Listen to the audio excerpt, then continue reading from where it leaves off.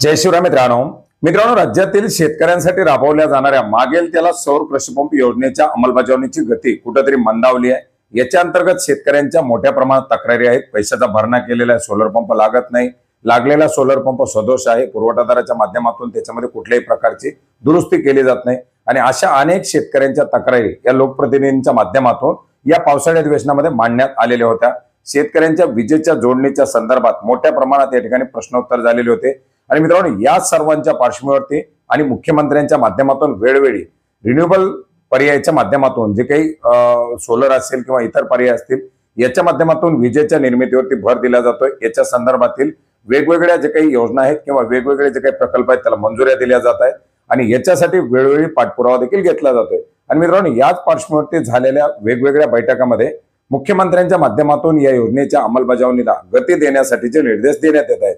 मित्रांनो हे सर्व होत असतानाच मुख्यमंत्र्यांच्या माध्यमातून 7.5 HP पर्यंतच्या मागणी केलेल्या शेतकऱ्यांना 10 HP पर्यंतचे सोलर पंप देखील उपलब्ध करून द्यावेत, उपलब्ध करून दिले जात आहेत अशा प्रकारची माहिती दिली आणि बऱ्याच साऱ्या शेतकरी मित्रांच्या माध्यमातून याच्याबद्दल विचारणा केली जात आहे की हा काय नवीन प्रकार आहे, अशा प्रकारचे काही 10 HP पर्यंतचे सोलर मिळतात का, जर सोलरची कॅपॅसिटी वाढवून मिळत असेल तर त्याच्यासाठीची काही तरतूद आहे का, त्याच्यासाठी काय चार्ज। हो मित्रांनो याच्यासाठीची तरतूद आहे आणि याच्यासाठीचा एक महत्त्वाचा असा GR परिपत्रक हे फेब्रुवारी 2025 मध्ये निर्गमित करण्यात आलेलं आहे। मित्रांनो या परिपत्रकाच्या माध्यमातून ज्या शेतकऱ्याची 7.5 HP पर्यंतची कॅपॅसिटी आहे अशा शेतकऱ्यांना 10 HP पर्यंतचा सोलर पंप घेता येतो। राज्यामध्ये राबवल्या जाणाऱ्या मागेल त्याला सौर कृषीपंप योजनेमध्ये 2.5 एकर पर्यंतचे जे शेतकरी असतील अशा शेतकऱ्यांना 3 HP चा पंप, त्याचबरोबर 2.5 ते 5 एकर पर्यंतच्या शेतकऱ्यांना 5 HP चा पंप आणि 5 एकर पेक्षा जास्त क्षेत्र असलेल्या शेतकऱ्यांना 7.5 HP चा पंप देण्याची तरतूद आहे। आता याच्यामध्ये शेतकऱ्यांच्या माध्यमातून प्रेशर मिळत नाही किंवा पाण्याची व्यवस्थित फेक होत नाही अशा अनेक तक्रारी प्राप्त झालेल्या आहेत। त्याच्यामुळे एखाद्या शेतकऱ्याला जर वाढीव HP चा सोलर पंप घ्यायचा असेल तर त्याच्यासाठीची तरतूद करण्यात आलेली आहे। आता जास्तीत जास्त 7.5 HP पर्यंतचा सोलर पंप हा कॅपॅसिटीनुसार पात्रतेनुसार देण्याची तरतूद आहे। आता याच्यामध्ये असलेली या सोलर पंपाची किंमत आहे, ही किंमत 7.5 HP च्या पंपाची 4,07,552 रुपये इतकी निश्चित करण्यात आलेली आहे। तर 10 HP च्या सोलर पंपाची जी किंमत असणार आहे ती 5,12,100 रुपये एवढी असणार आहे।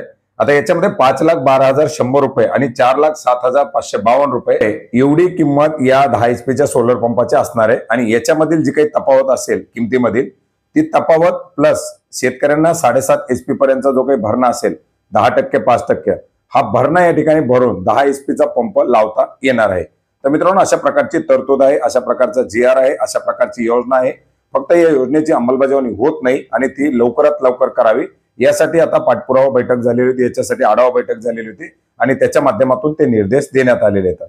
वाढीव HP चा सोलर पंप घेतला जात असताना सबसिडी व्यतिरिक्त जी काही रक्कम असेल त्या HP च्या पुढील HP पर्यंतची जी काही किंमत असेल ती किंमत शेतकऱ्यांना स्वतःचा भरणा म्हणून करावी लागते। तर मित्रांनो मोठ्या प्रमाणात याच्या संदर्भातील प्रश्न विचारले जात होते आणि बऱ्याच जणांना या GR बद्दल माहिती नव्हती, जी माहिती आजच्या व्हिडिओच्या माध्यमातून आपण घेण्याचा प्रयत्न केलेला आहे। भेटूयात नवीन माहितीसह, नवीन अपडेट्ससह। धन्यवाद।